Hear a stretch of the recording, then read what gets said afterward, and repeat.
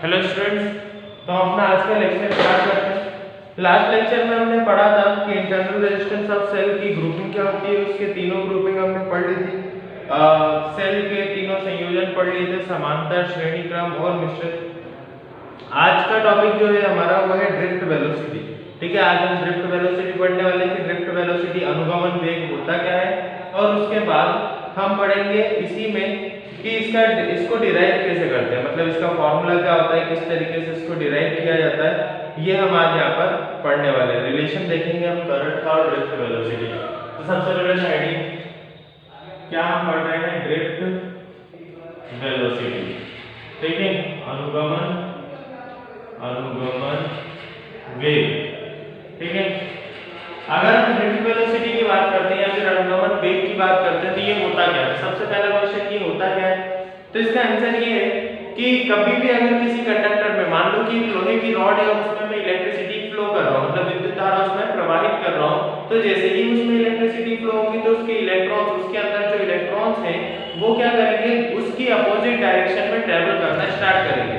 और जिस वेलोसिटी से वो ट्रेवल करेंगे, जिस चाल से वो वहां पर गमन करेंगे, उसी को हम क्या बोलेंगे, अनुगमन वेग बोलेंगे। जिस वेग से वो वहां पर गमन करेंगे उसे हम क्या बोलेंगे, अनुगमन वेग बोलेंगे। सिंपली अगर पिक्टोरियल डायग्राम आपको देखना है तो हम ऐसे बना सकते हैं कि ये यहाँ पर आयरन की रॉड होगी, इसमें मैंने इलेक्ट्रिसिटी का फ्लो किया, जैसे ही इलेक्ट्रिसिटी का फ्लो किया प्लस से माइनस, तो जैसे ही इलेक्ट्रिसिटी यहाँ पर फ्लो हुई तो इलेक्ट्रॉन्स जो है वो दूसरी डायरेक्शन में क्या करने लगे, ट्रैवल करने लगे, मतलब उसकी अपोजिट डायरेक्शन में ट्रैवल करने लगे। ट्रैवल जैसे ही करने लग गए इलेक्ट्रॉन्स, तो जिस वेलोसिटी से इलेक्ट्रॉन्स ट्रैवल कर रहे हैं, जिस वेलोसिटी से इलेक्ट्रॉन्स गमन कर रहे हैं, उसी वेलोसिटी को, उसी वेग को हम क्या बोलेंगे, अनुगमन वेग बोलेंगे या ड्रिफ्ट वेलोसिटी बोलेंगे। ठीक है, अब यहाँ पर मैं आपको इसका एग्जांपल बताता हूँ। हम सिंपली क्या कर रहे हैं, यहाँ पर मैं एक बैटरी रखूंगा और इस तरीके से इसका डिराइव करेंगे। तो स्टार्ट करते हैं। सबसे पहले मैं एक सर्किट डायग्राम बना देता हूं आपको समझाने के लिए। तो यहाँ पर ये हो गया हमारा एक सिलेंड्रिकल रॉड,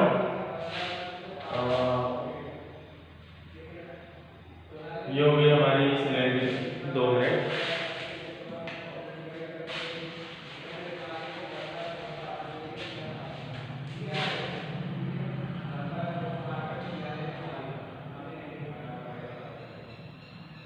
ये हो गई हमारी एक सिलेंड्रिकल रॉड और मैं सिंपली इसको बैटरी से जोड़ देता हूँ।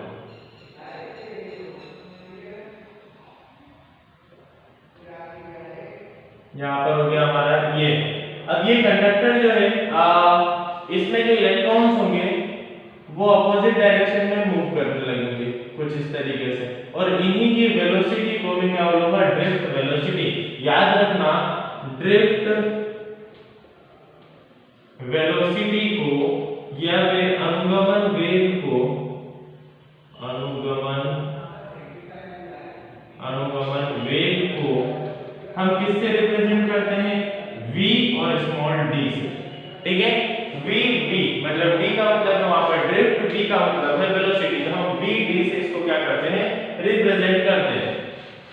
अब अभी जो हम रिलेशन पढ़ने वाले हैं, अभी जो हम डेरिवेशन पढ़ने वाले हैं वो क्या है, एक तरीके से संबंध हम स्थापित करेंगे इलेक्ट्रिक करंट का, विद्युत धारा का और अनुगमन वेग का। ठीक है, हम देखेंगे कि किस तरीके से क्या संबंध है ड्रिफ्ट वेलोसिटी में और इलेक्ट्रिक करंट में। तो मैं यहाँ पर आई करंट यहाँ से फ्लो करते हैं। अब कुछ कैरेक्टरिस्टिक्स मैं बता देता हूँ इसकी, जैसे कि ये जो कंडक्टर है उसका एरिया A है, इसकी जो लेंथ है, तो मैं यहाँ पर लेंथ जो है इसकी वो कितनी है, L है। ठीक है, यहाँ पर इसकी लेंथ, इसकी लंबाई जो है वो L है, एरिया इसका क्या है, A है, और इसमें n नंबर ऑफ इलेक्ट्रॉन्स है, मतलब कितने इलेक्ट्रॉन्स हैं, n नंबर ऑफ इलेक्ट्रॉन्स है। हर एक इलेक्ट्रॉन पर चार्ज क्या है, E चार्ज है, मैं ऐसा मानता हूँ। ठीक है, सबसे पहले मैं लिख देता हूँ area of conductor. Area of conductor में क्या बोल देता हूँ, A। चालक का क्षेत्रफल, चालक का क्षेत्रफल क्या हो जाएगा, A हो जाएगा। चालक की लंबाई, चालक की लंबाई क्या हो जाएगी, L हो जाएगी। लेंथ ऑफ कंडक्टर हम इसे हिंदी इंग्लिश में बोलते हैं, लेंथ ऑफ कंडक्टर क्या हो जाएगा, L हो जाएगा। ठीक है, देखो एरिया क्या हो गया कंडक्टर का, A हो गया, लेंथ क्या हो गई कंडक्टर की, L हो गई। ये आप लिख लेना, मेरे पास ज्यादा जगह नहीं है इसलिए मैं ये सारी डिटेल्स जो है इसकी वो लिख के रफ करते जाऊंगा, है ना। तो एरिया ऑफ कंडक्टर A हो गया, लेंथ ऑफ कंडक्टर L हो गया। तो अब आयतन क्या होगा, volume of conductor, volume of conductor. ठीक है, चालक का आयतन क्या होगा, तो मैं यहाँ पर बोलूंगा कि चालक का आयतन क्या होता है, एरिया क्षेत्रफल गुणित लंबाई। यहाँ पर मैंने लिख दिया एरिया इनटू L। इसको मैं रफ कर रहा हूँ और मैं डायरेक्टली इसको क्या लिखूंगा,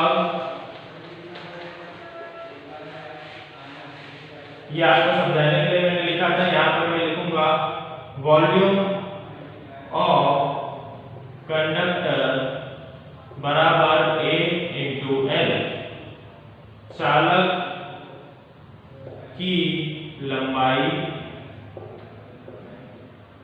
बराबर A इंटू L। अब यदि चालक में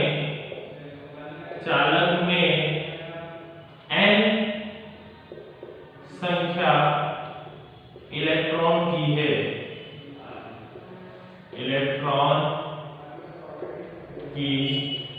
है, तब इंग्लिश मीडियम वाले लिखेंगे if n number of electrons are there in conductor. ठीक है, if conductor contains n number of electron, then आया समझ में, क्या लिखना है आपको, if conductor contains n number of electron, then क्या हो जाएगा, वॉल्यूम बराबर n into A into L। आया समझ में, हमारा वॉल्यूम क्या हो जाएगा, NaL। यदि प्रत्येक इलेक्ट्रॉन पर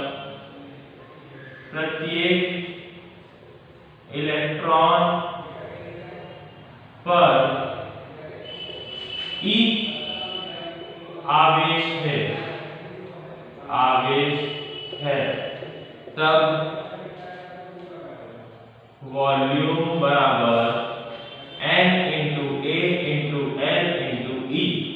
ऐसा क्या लिखा मैंने यहाँ पर, सबसे पहले आपको लिखना है volume of conductor A into L। क्यों, क्योंकि एरिया उसका A था, लेंथ उसकी L थी, चालक की लंबाई हो गई A गुणित L। यदि चालक में n नंबर ऑफ इलेक्ट्रॉन है, अगर मैं मान लेता हूं कि जो चालक हमने यहाँ पर यूज किया है, उपयोग में लिया है, उसमें n नंबर ऑफ इलेक्ट्रॉन है, कितने इलेक्ट्रॉन है उसमें, n इलेक्ट्रॉन है, तो मैं यहाँ पर क्या लिख दूंगा, n into A into L। अब मैं क्या बोल रहा हूँ कि जो इलेक्ट्रॉन उसमें है, हर एक इलेक्ट्रॉन पर जो भी इलेक्ट्रॉन वहां पर है, वो हर एक इलेक्ट्रॉन पर आवेश कितना है, हर एक इलेक्ट्रॉन पर चार्ज कितना है, तो मैं मान लेता हूँ कि E चार्ज हर इलेक्ट्रॉन पर है, तो ये क्या हो जाएगा, n into A into L into E। तो वॉल्यूम को मैं डायरेक्टली क्या लिख सकता हूँ, वॉल्यूम ऑफ कंडक्टर बराबर NaLE लिख सकता हूँ मैं, ऐसा जरूर लिख सकता हूँ। तो मैं इसको दे देता हूँ इक्वेशन नंबर 1। आया आपको समझ में, यहाँ पर इंग्लिश मीडियम वाले लिखेंगे if E charge is on every electron, then volume क्या हो जाएगा, NaLE। अब यहाँ तक तो हमें पता है, हमें क्या पता है, वी नो दैट, क्या पता है हमें कि ड्रिफ्ट वेलोसिटी Vd बराबर क्या होता है, लेंथ अपॉन में टाइम। क्योंकि जो वेलोसिटी होगी वो किससे चलेगी, कितनी लेंथ कवर की है, कितने टाइम में। जो आपका अनुगमन वेग होगा वो क्या होगा, किसके बराबर होगा, कि कितनी लंबाई इसने चली, मतलब कितनी लंबाई उसने कवर की है, कितने टाइम में। तो मैंने लिख दिया L अपॉन में T, और इसको मैं क्या लिख सकता हूँ, T is equal to L upon में Vd। मैं लिख सकता हूँ ऐसा, T को मैं इधर लेकर आऊंगा, Vd को नीचे लेकर जाऊंगा। वी ऑल्सो नो दैट, हमें और क्या पता है, also know that कि करंट इज इक्वल टू होता है चार्ज अपॉन में टाइम। करंट किसके बराबर होता है, चार्ज अपॉन में टाइम के बराबर होता है। तो मैं यहाँ पर वैल्यूज पुट करता हूँ, इसको दे दो इक्वेशन नंबर 2, और अब यहाँ पर वैल्यूज हम पुट करते हैं। I इक्वल टू Q तो था, अपॉन में आ जाते हैं VD। T की वैल्यू क्या है यहाँ पर L अपॉन में VD, मैंने लिख दिया यहाँ पर L अपॉन में VD। अब L अपॉन में VD हो गया, इसको मैं क्या करता हूँ, VD को मैं ऊपर लेकर जाता हूँ, मैं सिंपली क्या कर रहा हूँ यहाँ पर डिवाइड कर रहा हूँ। तो मैं VD को अगर ऊपर लेकर जाऊंगा तो यहाँ पर होगा क्या, सिंपली क्या होगा, तो क्या होगा यहाँ पर देखते हैं, VD को मैं ऊपर लेकर गया तो ये Q से मल्टीप्लाई हो जाएगा, I equals to Q into VD upon में L। अब हम Q की वैल्यू पुट कर देंगे, यहाँ पर हमने लिखा वॉल्यूम ऑफ कंडक्टर, लेकिन ये क्या यहाँ पर चार्ज है, तो मैं इसको डायरेक्टली आपको क्या लिखना है, चार्ज या फिर Q। मैंने यहाँ पर गलती से वॉल्यूम ऑफ कंडक्टर लिख दिया था। हम यहाँ पर याद रखेंगे कि जैसे ही इलेक्ट्रॉन आए हैं किसमें, एरिया इनटू एल, यहाँ पर इलेक्ट्रॉन हमने लिखा है तो हम यहाँ पर डायरेक्टली क्या लिख देंगे, Q, और यहाँ पर भी क्या लिख देंगे, Q। आया समझ में? सिंपली क्या हुआ था, यहाँ पर वॉल्यूम ऑफ कंडक्टर तो हमने निकाल लिया था, अब हम उस पर क्या निकाल रहे हैं, चार्ज निकाल लिया। चार्ज के लिए ही तो हमने इलेक्ट्रॉन और यहाँ पर आवेश लिया था, तो इसलिए यहाँ पर चार्ज जाएगा, ये थोड़ी सी गलती हो गई थी, यहाँ पर आप करेक्ट कर लेना। इक्वेशन 1 Q की वैल्यू क्या है, NaLe, तो मैं यहाँ पर लिख देता हूँ कि I is equals to NaLe into VD upon में L, L से L cancel, I is equals to क्या हो गया, NaeVD, एम्पियर होती है इसकी यूनिट, तो यहाँ पर हो गया एम्पियर।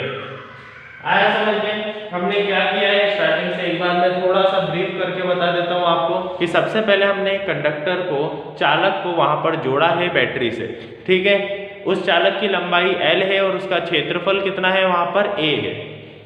अब हम देखते हैं कि जैसे ही उसमें इलेक्ट्रिक करंट हमने फ्लो किया, विद्युत धारा प्रवाहित की, तो वहां पर जो उसके इलेक्ट्रॉन थे उसके अंदर, वो अनुगमन वेग से, VD अनुगमन वेग से क्या करने लग गए, वहां से मूव करने लग गए, वहां से ट्रेवल करने लग गए। हम देखते हैं इसमें, तो सबसे पहले हमने वॉल्यूम ऑफ कंडक्टर निकाला, आयतन निकाला हमने, लंबाई हमने क्या निकाला यहाँ पर, आयतन निकाला।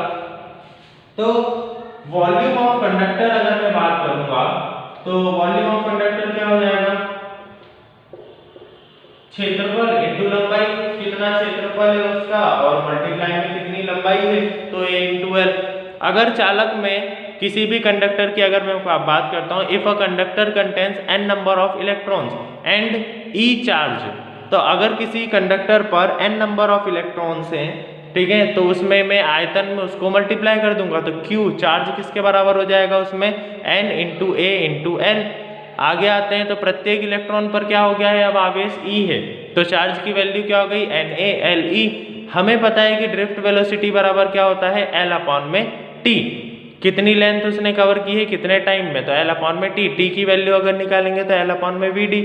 हमें ये भी पता है कि करंट किसके बराबर होता है, Q अपॉन में T के। अब यहाँ पर ये बात कहने तो आती है कि हमारा यहाँ पर करंट से क्या लेना देना है, तो आपको ये भूलना नहीं है कि आप यहाँ पर रिलेशन कैलकुलेट कर रहे हो इलेक्ट्रिक करंट और ड्रिफ्ट वेलोसिटी के बीच में, तो आपको ये दोनों चीजें यहाँ पर लिखना कंपलसरी है, और इसी से हम रिलेशन क्रिएट कर पाएंगे, इसी से हम संबंध स्थापित कर पाएंगे अनुगमन वेग में और विद्युत धारा में।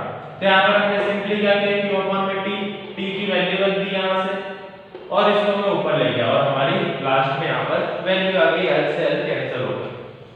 ड्रिफ्ट वेलोसिटी का कंसेप्ट यहाँ पर खत्म हुआ।